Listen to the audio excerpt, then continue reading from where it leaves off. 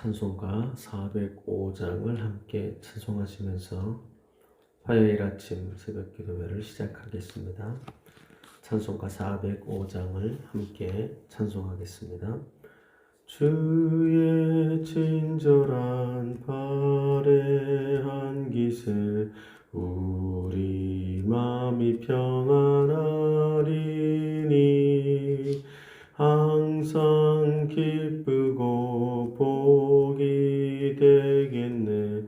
영원하신 발의 안깃에 주의 발에 그 크신 발의 안깃에 주의 발에 영원하신 발의 안깃에 날이 갈수록 주의 사랑이 두루 광명하게 비치고 전성 가는 길 복이 되리니 영원하신 발의 안깃에 주의 발에 그 크신 발의 안깃에 주의 발에 영원하신 발의 안깃에 주의 보좌로 나아갈 때에 기뻐 찬미 소리 외치고 겁과 두려움 없어지리니 영원하신 발의 안깃에 주의 발에 그 크신 발의 안깃에 주의 발에 영원하신 발의 안깃에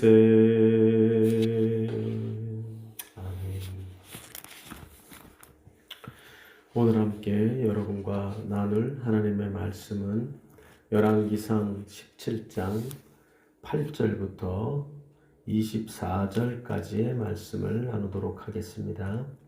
열왕기상 17장 8절부터 24절까지의 말씀을 저와 여러분이 한 절씩 나누어서 읽겠습니다. 제가 먼저 8절 말씀을 읽습니다. 여호와의 말씀이 엘리야에게 임하여 이르시되 너는 일어나 시돈에 속한 사르밧으로 가서 거기 머물라. 내가 그곳 과부에게 명령하여 내게 음식을 주게 하였느니라. 그가 일어나 사르밧으로 가서 성문에 이를 때에 한 과부가 그곳에서 나뭇가지를 줍는지라. 이에 불러 이르되 청하건대 그릇에 물을 조금 가져다가 내가 마시게 하라. 그가 가지러 갈 때에 엘리야가 그를 불러 이르되 청하건대 내 손에 떡 한 조각을 내게로 가져오라. 그가 이르되 당신의 하나님 여호와께서 살아계심을 두고 맹세하노니 나는 떡이 없고 다만 통에 가루 한 움큼과 병에 기름 조금뿐이라. 내가 나뭇가지 둘을 주워다가 나와 내 아들을 위하여 음식을 만들어 먹고 그 후에는 죽으리라. 엘리야가 그에게 이르되 두려워하지 말고 가서 내 말대로 하려니와 먼저 그것으로 나를 위하여 작은 떡 한 개를 만들어 내게로 가져오고 그 후에 너와 내 아들을 위하여 만들라.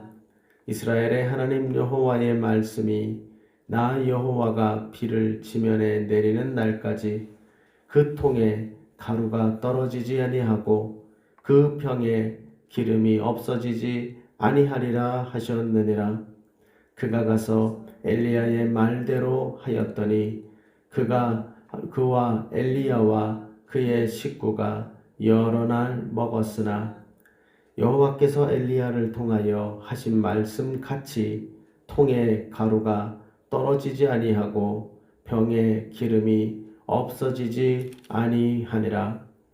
이 일 후에 그 집 주인 되는 여인의 아들이 병들어 증세가 심히 위중하다가 숨이 끊어진지라. 여인이 엘리야에게 이르되 하나님의 사람이여 당신이 나와 더불어 무슨 상관이 있기로 내 죄를 생각나게 하고 또 내 아들을 죽게 하려고 내게 오셨나이까. 엘리야가 그에게 그의 아들을 달라 하여 그를 그 여인의 품에서 받아 안고 자기가 거처하는 다락에 올라가서 자기 침상에 누이고 여호와께 부르짖어 이르되 내 하나님 여호와여 주께서 또 내가 우거하는 집 과부에게 재앙을 내리사 그 아들이 죽게 하셨나이까 하고 그 아이 위에 몸을 3번 펴서 엎드리고 여호와께 부르짖어 이르되 내 하나님 여호와여 원하건대 이 아이의 혼으로 그의 몸에 돌아오게 하옵소서 하니 여호와께서 엘리야의 소리를 들으심으로 그 아이의 혼이 몸으로 돌아오고 살아난지라. 엘리야가 그 아이를 안고 다락에서 방으로 내려가서 그의 어머니에게 주며 이르되 보라 내 아들이 살아났느니라. 여인이 엘리야에게 이르되 내가 이제야 당신은 하나님의 사람이시오 당신의 입에 있는 여호와의 말씀이 진실한 줄 아노라 하니라. 아멘. 오늘도 이른 아침부터 주님 앞에 나와 기도와 찬송으로 주님을 붙들고 또한 주의 말씀을 붙들며 하루를 시작하시는 여러분들에게 오늘 본문에 나타나는 채우시고 살리시는 하나님의 역사가 여러분의 삶 가운데 임하시기를 축복합니다. 오늘 본문의 말씀은 지금 제가 말씀드린 그대로 이 본문은 참 극적인 이러한 드라마틱한 내용이 나타나고 있는 곳입니다만 그 내용은 하나님을 계시하고 있는 것들입니다. 이 모든 성경에 적혀 있는 이적은 그 이적 자체에 우리가 집중할 것이 아니고 그 이적을 일으키시는 하나님을 바라보게 만드는 도구라는 사실을 기억하고 오늘 본문에 나와 있는 내용을 통해서 우리는 하나님이 이러한 시대에도 일하고 계시고 이러한 시대에도 하나님은 여전히 빈 항아리를 채우시는 하나님, 죽은 아들을 살리시는 하나님이시구나 하는 우리의 인생의 빈 곳을 채우시고 우리 인생에 죽어가는 것을 살리시는 하나님이시다 하는 사실을 절대로 잊지 말고 오늘 한 날 살아가시면서 때때로 또 우리의 삶의 결핍과 또 빈 항아리와 같은 상태를 보며 절망스러울 때가 있지만 그것을 우리 주님이 채워주신다 하는 믿음을 가지시기를 바라고 또 내 삶 가운데 죽어가는 것, 아니 죽어있는 것들이 있겠지만 그곳 위에 십자가에 달려 죽으신 예수 그리스도의 은혜가 우리와 동행할 때 다시 살아나는 역사가 일어나게 될 것임을 굳건히 믿으시는 저와 여러분 되시기를 간절히 소원합니다. 오늘 본문의 내용은 어제의 이 내용에 이어지지요. 그래서 1절에서 7절에서는 바로 이 영적인 암흑기에 하나님이 어떻게 일하시는가를 드러내고 계신 모습인 것을 알게 됩니다. 이러한 영적인 암흑기, 즉 하나님 없는 부요, 그리고 말씀의 기갈이 임한 그 시대죠. 그 깊은 영적인 암흑기에도 하나님은 여전히 살아계시고 일하고 계시더라 하는 것을 극적으로 드러내고 있는 것이 이 17장 전체의 내용입니다. 그 중에서 1절에서 어제 읽은 7절은 바로 하나님의 사람, 하나님이 보내신 하나님의 사람 엘리야를 하나님이 어떻게 지켜주시는가 하는 것을 보여줬습니다. 거기에 이어서 오늘 8절에서 나타나는 24절까지에는 그 시대를 살아가는 참으로 불쌍한 한 과부 한 여인을 하나님께서 비어버린 그의 항아리를 채워주시고 죽어버린 자기 아들을 살려주시는 기가 막힌 역사를 허락하시는 이 하나님이심을 보여줍니다. 물론 이 시대는 하나님의 진노의 시대입니다. 하나님의 진노의 그 표적이 바로 3년간의 기근이었죠. 이 기근으로 살아가기 너무너무 힘든 이 세상, 하나님의 진노가 임하고 있는 그때에도 우리 하나님은 오늘 본문을 통해서 보면 긍휼을 잊지 않는 하나님이시다. 하나님은 근본적으로 진노의 하나님이 아니라 바로 긍휼의 하나님이시다 하는 사실을 우리에게 잘 보여주고 있는 것입니다. 오늘도 우리가 살아가는 시대가 후대의 사람들의 기록에 어떠한 시대로 기록될지는 모르겠습니다. 이 시대가 과연 영적으로 부요한 시대였을지, 아니면 영적인 암흑기였을지, 아니면 그저 그런 시대였을지 아무도 그 시대를 알 수는 없지만, 그러나 우리는 분명히 말씀으로 깨닫습니다. 하나님은 진노의 하나님이 되실 수도 있지만 진노 중에서조차도 하나님은 자기 일꾼을 향하여, 그리고 자기 사람과 자기 백성에 대하여 절대로 긍휼을 잊지 않는 하나님이시다. 이 사실을 강력하게 이야기하고 있는 것입니다. 오늘 본문의 내용을 우리가 묵상하며 이 긍휼의 하나님을 발견하시고 이 하나님을 우리가 의지하며 오늘 한날도 그 하나님의 채우시고 살리시는 은혜를 경험하며 살아가는 우리 모두가 되기를 소원합니다. 그러면 여러분이 하나님의 채우시고 살리시는 은혜를 경험하는 우리가 되려면 이 시대 가운데에, 아니 항상 어떠한 삶을 살아가기를 힘써야 할까? 오늘 본문을 살펴보면 그 첫째의 모습이 바로 주의 말씀대로 행하기를 힘씁니다. 이 여기 나타나는 이 과부의 삶은 사실은 상황이 너무나 악하죠. 그러니까 이 악한 상황에서는 우리의 삶이 상황에 따라, 아니 우리의 정확히 말하면 우리의 감정을 따라 행하기가 쉬워집니다. 그만큼 상황이 악하기 때문이죠. 오늘 과부의 상황이 이렇게 나타납니다. 12절을 보면 이 과부가 지금 나뭇가지를 줍는 한 과부를 보게 되죠. 그래서 아마도 엘리야가 이제 7절까지 가서 땅이 마를 때까지는 까마귀가 가져다 주는 걸 갖고 먹었는데 이제 거기에 시내가 말라버리니까 거기서 살 수가 없죠. 그래서 이제 하나님이 살 길을 인도하십니다. 그래서 8절 9절을 보면 시돈에 있는 사르밧이라고 하는 곳으로 가라. 거기에 머무르라. 내가 거기에다가 내가 부킹을 해놓을 테니까 그 과부의 집에 들어가서 살아라. 이렇게 얘기를 뜬금없이 하시는 겁니다. 그 얘기를 따라서 사르밧으로 당연히 갔지요. 가서 만나는 한 과부, 누군지도 주님이 가르쳐 준 게 아니에요. 정확히 말하면 그 과부가 사실은 먹을 게 많고 집이 풍성한 자가 아니었습니다. 근데 어쨌든 무조건 그 여인을 만나죠. 그런데 그 여인이 나뭇가지를 줍고 있었고, 그러고 나서 그 여인에게 부탁을 하죠. 가서 물 좀 갖다 달라. 참 막무가내인 것 같죠. 그래서 그러나 이 여인 아무 얘기하지 않고 낯선 나그네가 가져다 달라는 물을 가지러 갑니다. 근데 이 나그네가 한술 더 떠요. 그러면서 뭐라고 말하냐면 11절에 엘리야가 그를 다시 부릅니다. 일리 오라고. 그리고는 가서 물만 갖고 오지 말고 네 손에 나 배고파 죽겠는데 지금 떡 한 조각을 가져다가 나에게 가져다 달라. 그러니까 밥상을 차려서 갖고 오라는 겁니다. 여러분, 이 말이 얼마나 기가 막혀요. 지금 가뭄으로 3년 동안 힘든 이 시대에 나도 먹기 힘들어 지금 힘든 시대인데 물을 떠오라고 하지 않나. 그리고는 뜬금없이 거기다가 지금 내가 먹을 것도 없어 죽겠는데 떡 한 조각을, 즉 밥상을 차려서 나에게 갖고 와라, 이런 얘기를 합니다. 아마 이런 상황에 대하여 이 여인이 참 착한 여인 같아요. 12절에 뭐라고 말하냐면 이렇게 말합니다. 겸손하게 말하죠.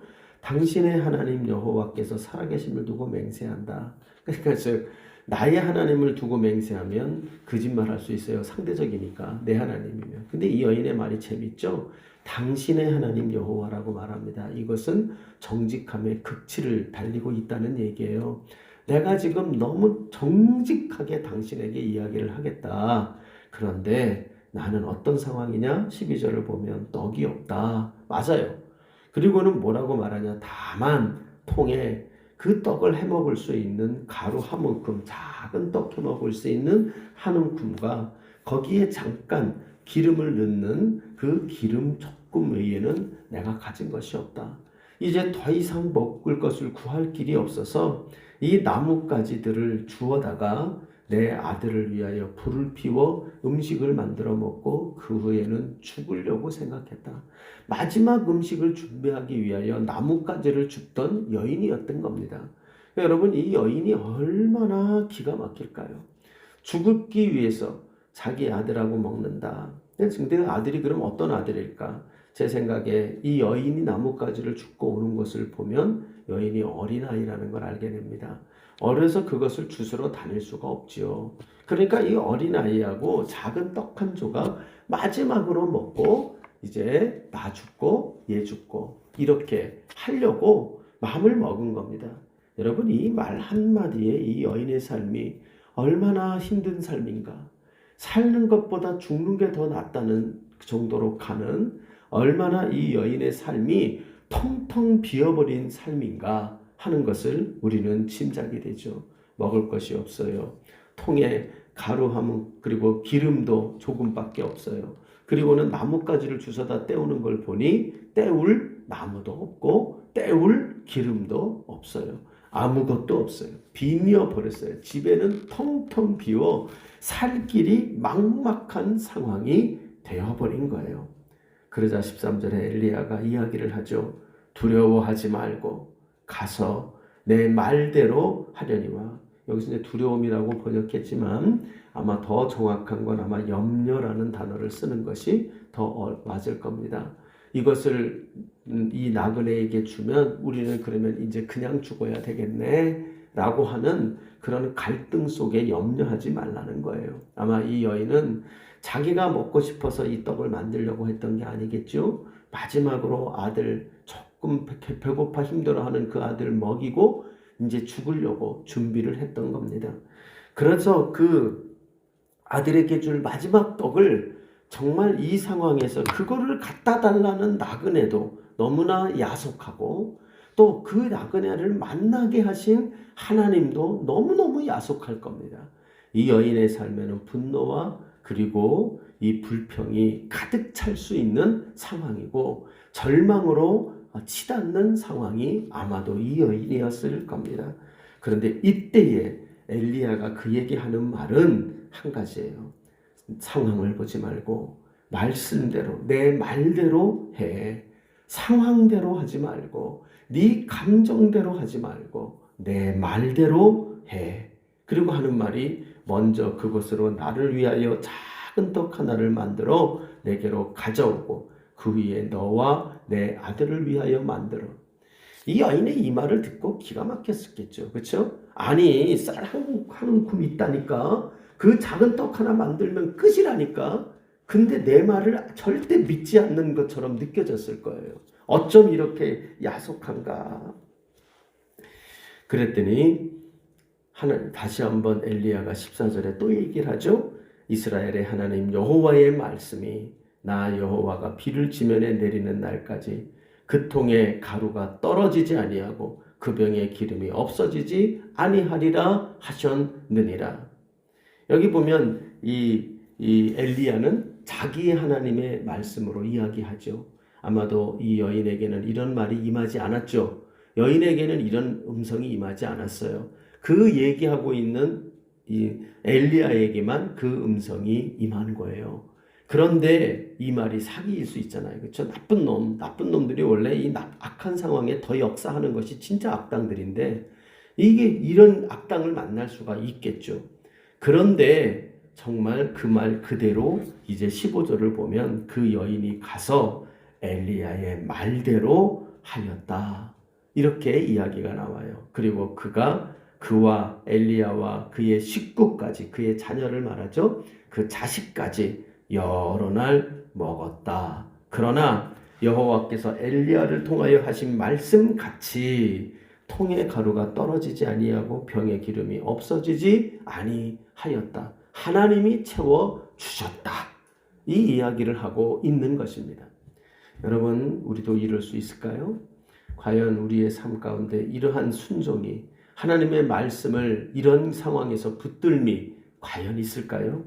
아마 저는 그런 생각을 해요. 이런 엘리야가 지금 우리 오늘날로 말하면 선지자이지만 이게 똑같은 선지자는 아닙니다만 어찌 보면 목사요, 또 주의 일을 한다고 나서는 선교사 같은 사람이겠죠. 그런 선교사나 목사가 낯선 사람이 만나서 여러분에게 이런 상황에서 이런 것을 내놓으라고 하면 순종할 수 있겠습니까? 아마 제 생각에는 아마 이런 말씀을 들으면 우리는 바로 우리의 인터넷에 올려서 이런 목사를 내가 만나서 너무나 재수없는 하루가 되었다. 이런 악하고 나쁜 목사가 아직도 존재하고 있다. 아마 성토하며 불평과 원망을 했겠죠. 또 그게 아니면 아마 욕지거리를 했을 겁니다. 네가 목사냐고. 네가 지금 이렇게 가난해서 마지막 양식을 먹고 밥 한 끼 해먹고 죽으려고 하는 사람 그것까지 뺏어가는 이 나쁜 목사라고 말하며 아마 우린 삿대질을 하지 않았을까 하는 생각이 듭니다. 그러나 여기 나오는 이 하나님의 백성된 귀한 사르반 여인은 참으로 가진 게 아무것도 없지만 그 여인에게 갖고 있는 것은 딱 한 가지, 순종이죠. 하나님의 말씀에 대한 분별력과 그 말씀에 대한 참으로 순분종함이 너무나도 순진한 만큼 이렇게 이 여인에게 가득 차 있다는 걸 알게 됩니다. 여러분, 저는 이 하나님이 이 엘리야를 보존하기 위하여 하나님께서 이 여인에게로 보냈지만 동시에 하나님은 사실은 이 여인을 보호하기 위하여 엘리야를 보내신 것으로 이 본문은 느껴집니다. 엘리야를 만난 것이 그에게는 저주가 아니었죠. 오히려 그에게 마지막 먹을 양식을 바쳤더니 주님께서 그 양식을 채워주시는 역사가 그의 삶에 나타나게 되는 것입니다. 여러분, 이것이 오늘날 힘들고 어려운 상황을 살아가는 하나님의 백성들의 바로 지혜라고 말할 수 있어요. 미련한 지혜죠. 죽는 지혜입니다. 내 자식 먹이기 위하여 남의 것 뺏어나가라도 우리가 정말 살아가는 약삭빠름 혹은 막무가내로 사는 것이 힘들고 어려울 때의 방법이라고 누린 느껴져요. 그러나 그것이 아니죠. 힘들고 어려울수록 참으로 상황과 기분대로 행하는 것이 아니라 말씀대로, 아니 지금까지 말씀대로 살았음에도 불구하고 이렇게 악한 상황이 왔다고 해서 팽개치는 것이 아니라 더욱 말씀대로 지금까지 순종했지만 더욱 오늘은 큰 순종으로, 힘들고 어려울수록 더욱 말씀대로 순종으로 나아가는, 그것이 바로 하나님의 백성들이 어렵고 힘든 시대를 살아가는 그의 능력이 된다 하는 것을 보여주고 있습니다. 여러분이 채우시는 하나님의 역사가 오늘 이 아침에 이 말씀을 묵상하고 또 가르치는 저와 여러분의 삶에 임할 줄로 믿습니다. 또 그런 삶을 사는 우리 모두가 되기를 주님의 이름으로 간절히 축복합니다. 아울러 이제 그러나 이 여인의 삶에 이 절망과 슬픔이 사실은 끝나지를 않습니다. 성도의 삶이 너무 힘들어요. 그렇죠? 이렇게 어렵고 힘든 때에 순종하며 이만큼 왔으면 됐지. 또 어려운 일이 생기면 어떻게 하자는 거예요. 그런데 안타깝게도 이 여인의 삶에 더 큰 어려움이 찾아옵니다. 17절 이후로 이 여인의 삶에는 하나밖에 없는 아들, 어린 아들, 그 아들 하나가 병이 들어서 시름시름 앓더니 그 밤을 지나고 난 후에 숨이 끊어져 죽어버린 겁니다. 여러분, 얼마나 이 여인이 너무너무 절망스럽겠죠. 우리 앞에 글을 보면, 앞에 이 여인의 이야기를 보면 한 움큼 있는 그 쌀을 가지고, 그 밀가루를 가지고 떡을 만들어서 마지막 먹고 죽어야 될 만큼 그의 삶은 절박했지만, 그의 삶에서 마지막 남은 가장 귀한 존재는 이 아이였을 것이 분명합니다. 이 아이는 자기 목숨보다 귀합니다. 그리고 이 아이의 생명은 자기의 가진 모든 것의 전부입니다. 어찌 보면 이 여인이 지금 가지고 있는 하나님이 자기에게 준 것 가운데 유일하게 남은 한 가지가 바로 이 아이였습니다. 그런데 웬일이에요? 자기의 이 집에 엘리야가 함께하고 있으므로 채워주시는 은혜로 우리가 그래도 버티고 살아갈 걸로 믿었는데, 내 집에 엘리야가 와서 살고 있는데도 이러한 어려움을 봉착하게 되고 아들이 죽는 일이 벌어지게 된 것입니다. 여러분, 이것은 우리가 잘 생각하셔야 돼요. 간혹 우리는 인생의 어려운 일과 그리고 절망스러운 일이 봉착하면 내가 잘못 살아서 그런가 보다, 뭔가 하나님의 죄를 져서 그런가 보다. 지금 여인도 그래서 그런지 그런 얘기를 하죠. 엘리야에게 18절 가면 당신이 무슨 상관이 있기로 내 죄를 생각나게 하고 내 아들을 죽게 하였습니까? 아들 죽은 게 자기 죄로 여겨진다는 거예요. 그 전형적인 부모의 마음이죠. 이 여인이 내가 아들을 죽였다, 내가 아들을 못 먹였고 내가 아들을 돌보지 못해서 내 아들이 죽었다, 내 죄 때문에 죽었다, 내가 먼저 죽었어야 하는데 하며 한탄하는 절망의 탄식이 이 여인에게 나오고 있는 거죠. 우리는 좀 의아합니다. 엘리야가 있는 집에 이런 일이 생겼다? 엘리야가 있는데 이런 역사가 벌어진다? 어떻게 이걸 해석해야 될지 우리는 잘 알기가 힘이 듭니다. 여러분, 우리는 성령 안에서 예수 그리스도의 그 은혜를 갖고 사는 자들이죠. 그런데도 불구하고요, 우리의 삶에 절망과 원망의 상황이 끝이 나지 않아요. 그렇죠? 한 곱이 넘으면 또 있어요. 이제 다 남았다 싶은데 더 큰 게 기다리고 있어요. 안타깝죠? 제가 인생을 조금 더 많이 살아보니 그런 게 점점 사라져 가더라 이러면 좋겠는데 인생이 그러지가 않아요. 예수님 잘 믿는다고 해서 절망스러운 일이 비껴가지 않습니다. 또 주님께 헌신했다고 해서 또 우리가 그러한 절망과 원망의 사건이 우리를 피해가는 그런 일은 별로 일어나지 않습니다. 원인은 몰라요. 왜 그런지는 몰라요. 그러나 한 가지, 이 이야기의 결론을 우리가 알고 있기 때문에 우리가 감히 이야기할 수 있는 것은 이 사로반 여인의 이 문제와 절망은 그것이 그 절망과 문제가 끝이 아니라 그것이 더욱 큰 하나님의 능력과 영광을 보이고 드러내는 도구가 됐다는 것, 이것은 명확한 사실이에요. 그러면 이러한 하나님의 또 하나의, 그러면 이 사건에서 드러내려고 하는 또 하나의 모습은 무엇이냐? 그것은 바로 살리시는 하나님의 능력을 보여주고 있는 겁니다. 그 은혜가 그러면 여기에 어떤 방식으로 그것이 임하게 되어지는가? 그것에 대해서는 이제 22절, 20절부터 23절을 가보면은 거기에 나와 있는 그 하나님의 은혜를, 살리시는 은혜를 경험하게 만드는 그 방식이 어떻게 나옵니까? 부르짖어라는 단어가 계속 등장을 하죠. 20절을 보면 엘리야가 부르짖어 이르되 내 하나님 여호와여, 주께서 또 내가 우고하는 집 과부에게 재앙을 내리사 그 아들이 죽게 하셨나이까? 하나님께 향한 탄식의 기도입니다. 마치 이것은 예수님을 연상시키죠. 예수님이 십자가에서 죽으시며 엘리 엘리 라마 사박다니라고 부르짖으며 탄식하셨던 모습이 이 엘리야의 모습과 오버랩이 이렇게 되어집니다. 공교롭게도 또한 이 엘리야는 그 아위 위에 그 3번을 그의 몸을 펴서 엎드렸다라고 나옵니다. 아마도 2 팔을 벌리게 했겠죠. 자기도 팔을 벌리고 엎어졌겠죠. 그리고 아마도 3번이나 그 위에 엎어진 것은 엘리야의 간절한 마음의 표현일 것입니다.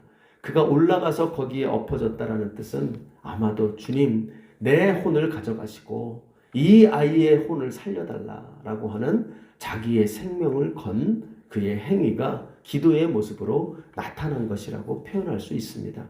그러면서 간절히 기도하죠. 21절에 여호와께 부르짖어 이르되 내 하나님이여 원하건대 이 아이의 혼으로 내 그의 몸에 돌아오게 하옵소서. 데려가셔야겠거든 나를 데려가시옵소서 하며 그 기도하는 모습이 나오는 것입니다. 그리고 이것의 결론이 22절이죠. 여호와께서 엘리야의 소리를 들으심으로 그 아이의 혼이 몸으로 돌아오고 살아나게 하셨다. 어떻게 보면 다시 살리실 거면 뭐 하려고 죽이셨을까요? 그렇죠? 그래서 참 이 일이 왜 일어났는지는 우리가 뭐라고 말할 수 없어요. 그러나 한 가지 분명한 것은 뭐냐? 23절, 24절 끝부분을 가보면 23절 끝부분에는 엘리야가 선포해요. 보라, 네가 말했던 죽었던 내 아들이 살아났느니라. 이 이야기를 합니다. 그러고 나서 이 여인이 하는 말이 당신은 하나님의 사람이십니다. 그리고 당신의 안에 당신의 입에 있는 여호와의 말씀은 진실한 줄을 압니다.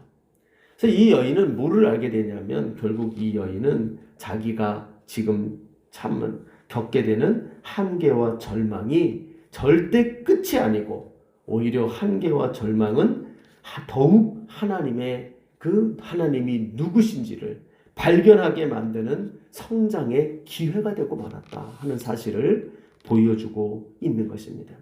여러분, 이것이 우리들의 모습이라고 저는 믿습니다. 성도가 이 땅을 살아갈 때 이 말씀 그대로 죽은 자를 다 살리는 역사가 일어나지는 않습니다. 엘리야가 가는 데마다 그러면 다 살아났느냐? 그러지 않아요. 죽을 사람은 죽게 되고요. 산 사람은 삽니다. 혹여라도 이 말씀을 읽으면서 우리 가족 중에 누구는 아무리 기도해도 데려갔는데 하며 나는 왜 이렇게 안 했는가 이런 방식으로 이 말씀을 해석하면 문제가 그것은 잘못된 해석이죠. 그런 뜻이 아니에요. 우리는 여러분 성도는 어떤 사람들입니까? 아무리 극도의 절망과 극도의 원망의 상황이 온다 할지라도 절대 우리 성도에게는 그것이 끝이 아니고 그리고 그 가운데 부르짖으며 하나님께 찾는 자들에게는 하나님은 반드시 구원의 역사로 생명의 역사로 함께하여 주신다는 겁니다. 여러분 이것을 명심하셔야 돼요. 비록 어떤 자는 이 말씀을 읽고 하나님이 살리시는 하나님을 붙들었지만 결국에는 중병을 앓고 하나님 나라 가는 분도 있어요. 그렇지만 중요한 건 뭐예요? 진정한 영생이 우리의 이 땅의 삶 다음에 기다리고 있단 말이에요.